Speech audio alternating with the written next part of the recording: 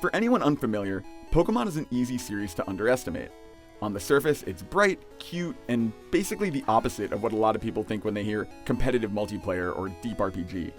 But as any experienced player will tell you, the core Pokemon series is full of elements like breeding, hidden abilities, and a ton of other factors that require meticulous stat tracking and battle strategies. For that reason, Pokemon Let's Go is designed as an entry point for kids and new players. Normally, those people might pick up a traditional Pokemon game expecting something simple, and find themselves intimidated by the many facets of battling and training.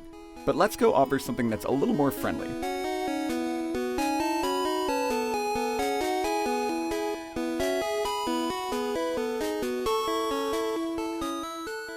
In a demo last week, we had the chance to try out an hour or so from early in the game. Venturing through the caves of Mount Moon, we fought a few trainers and Team Rocket grunts before finally taking on Jesse and James themselves. But the stress I felt during this section back when I originally played Pokemon Yellow was mostly gone here.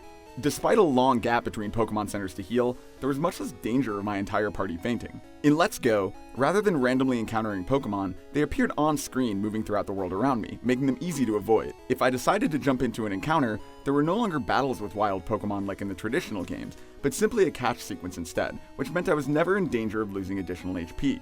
In other words, only trainer battles can offer any harm to your party, which made it much easier to get through the area without any casualties or even the need for many healing items. On top of that, an additional player can join you at any time with the shake of a Joy-Con, adding a co-op element to battles. This often means outnumbering opponents 2 against 1, making battles even easier than they might already be and basically guaranteeing a victory. While it feels weird to not have much of a challenge, I have to admit it also made the game surprisingly relaxing to play. Rather than worrying about managing my party as I always have in the traditional games, I was having fun just casually strolling around looking for items without ever putting my Pokemon at risk. Following the demo, Let's Go director Junichi Masuda told me he wanted to make Let's Go a really warm, inviting experience. But despite serving as an entry point for kids and new players, Masuda doesn't see Let's Go as anything that will exclude hardcore fans. In fact, he sees it as a potential way for players from 20 years ago to revisit the franchise from a new perspective, maybe even playing co-op with their kids.